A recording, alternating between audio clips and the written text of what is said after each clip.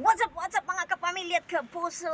Ito po ang inyong kapuso at kapamilya, Alma and Lowell Vlog. So, welcome po dito sa Old Fort, North Carolina. And this is my first time po na kung saan makakaranas po ng snow. Since dito sa Old Fort, Carolina, ay minsan lang po talaga magkakaroon ng snow. But praise God kasi pinaranas sa akin dito ang snow. Malamig po pero nakakayanan din naman ang lamig dito. So, magkakaroon po tayo ng tour dito sa namin sa bahay hanggang doon sa outside. Okay, let's start. So dito po. Ito yung so ang snow po talaga ay kapag naulan po ng snow kahapon, since kahapon po nagkaroon ng ulan ng snow, hindi ibig sabihin na yung ice siya kapag naulan. Actually, parang bula lang po siya yung snow. So ito kapag natutunaw na po siya, nagiging siya yung bubbles ba, naging ice siya. So masarap po siya pang halo-halo. O may Dudong Procopio, catch this. So we're going to make this halo-halo. O diba? Masarap siya kaya gumagawa sila ng snow bunny, snowball. This one is a snowball. Tapos gumagawa sila ng snowman. Pwede akong gawin ni Dudong Procopio na snow woman. Kasi nga, siya, architect siya. So, pwede niya akong gawin. Dudong Procopio. Sige na, dito na. Dito tour ko na kayo, mga kapurli. Tapos, ito yung, may Dudong Procopio. Ito yung, niya. Yung, what is this? Jet fuel. Yeah. Kung saan. Kerosene. Kerosene. Kasi ang kerosene talaga ay, yung video na kuan. Kerosene. Ang kerosene kasi sa kanila, since ang trabaho nito ay mechanic, helicopter mechanic, so ang kerosene sa kanila, since one time lang wala talaga nagagamit yung jet fuel. So after that, they're going to throw. So instead of throwing, so may Dudong Procopio told to his boss to take instead of yung itatapon nila. So kinukuha ni Dudong Procopio yung mga fuel. Libre na kami sa kuryente pagdating sa heater namin, di ba? So ito yun. Ito naman yung kay Dudong Procopio, sasakyan na kung saan sira na siya, pero pwede naman siyang ayusin. Kaso lang, kapag inaayos siya, wala namang gagamit ito. Di ba? At saka, dito tayo mga kapamilya at kapuso. Tingnan niyo po dito, may ganun siya. Nag-discover din si Dudong Procopio ng itong motor. Itong itong motor na to ay talaga namang na siya, tinapo na, pero kinuha ni Dudong Procopio, may husband, kasi nga yung mekaniko naman siya. So gusto niya talaga na yung aayusin ang mga something ng mga kiyaw-kiyaw para mai-enhance yung capacity to the work niya, o di ba, mga kapamilya sa puso. At saka ito, dito naman is itong another sasakyan ni Dudong Procopio. Ito ay sira na din, pero pwede pa rin siyang maayusin. Sabi ko nga sa inyo, mekaniko naman to sa helicopter, mekaniko din sa sasakyan. So pwede siya, pwede nang ayusin yung mga chuchur, mga sira-sira natin, mga kapamilya at kapuso. And then yun yung garage na kung saan may mga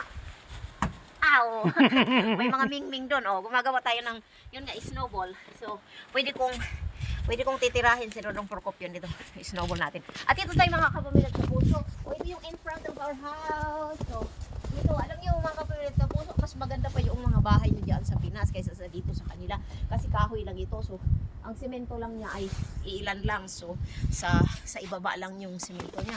Ito tayo mga kapatid. Tingnan niyo po mga kapamilya at kapuso, yung namin ang garden namin, flower gardens namin ay talaga namang, ito ang rose, talagang nag-i-stay pa siya, diba? So ito, buhay pa rin ang rose namin, diba? Tsaka ito yung sasakyan ni ito yung sasakyan ni it will take 15 minutes. Ito yung sasakyan ni ito, sasakyan ni Dudong Procopio, Mustang. At saka yun naman daw yung para sa akin. Ayun yung jeep na yun, mga kapamilya at kapuso. At ito yung mga punong kahoy namin dito. Tingnan nyo. So, masarap ito nga. Masarap ito maglaro-laro, magtambling-tambling, Dudong Procopio. Diba? Masarap po dito magtambling-tambling. Saka, kapag kami mga aso kayo, pwede naman yung mga aso dito sa labas. Maglalaro lang kayo ng yelo. Diba? Masarap dito. Thanks God kasi God is so amazing kasi 'di ba umuulan ng ng yelo. Tsaka tapos ano siya, nagiging ano siya, yung parang paradise ba, di ba? Ba, di ba? Maganda, oh. Yan, mga kapamilya. Kaya kapag tayo ay first time natin na nakakita or nakaka-experience itong snow, ay talaga namang para tayong mga tagaw. O, di ba? Parang gustong-gusto talaga natin maglalaro kung saan-saan. Dito tayo. Ito yung ano namin dito. Flower gardens din ito. Kaso lang natatakpan na ng snow. Sa po ng kahoy, wala nang mga dahon. Saka doon din, oh, flower gardens din yan. Oh, wala na ding mga mga dahon since winter time na. So, dito naman tayo sa likod namin. Ito mga kapamilit ka puso dito, flower garden din. Kung gusto ni Dodong Procopio na magpaano dito, mag-i-stay, magpapalamig dito, oh, diyan siya, pwede siya diyan. Uy, may ano din, oh. Oh, yung tawag dito, yung ibon ba ay doon pala siya natutulog siguro sa loob na dito, dito sa bahay namin, kasi may underground, so nandoon yung nakalagay kasi yung mga makina dyan, yan natutulog. Ako may yukit bahay po kami dito, mga kapamilit ka po, so baka pa sila, nakatulog pa sila dahil malamig na. Pero hindi naman siya masyadong malamig kapag nandito talaga tayo sa labas na. So, hindi. Akala ko kasi nung sa pinasak ko na, so high level talaga ang lamig. Hindi pala masyado. Okay lang. Nakakayanan lang. Ako naka 3 layers lang. At saka isang layer lang dito sa sa pants ko. At saka itong itong jacket. Dalawang jacket, isang t-shirt. So, hindi naman masyadong daw dito makapal yung jacket na isa panloob. Ay! Tingnan mga kapuso pamilya. Para tayong mga buang, parang buang dito kasi syempre first time para buang dito mga kapuso dito sa likod namin. Ito yun, at saka may may machine. What's that for? Air conditioner. This one is for air conditioner and the other one is for Barbecue. Yeah. And kami mga kapamilit na puso, samahan niyo po ako. Tingnan niyo po ang punong kahoy, may mga yellow pa po. Diba? Dito tayo. Mga kapamilit na puso, dito. Malawak po ang lupain ng aking Dodong Procopio dito. So, ito. Punong-puno ng yellow po dito. At saka kapag nagkakaroon po kami ng garden,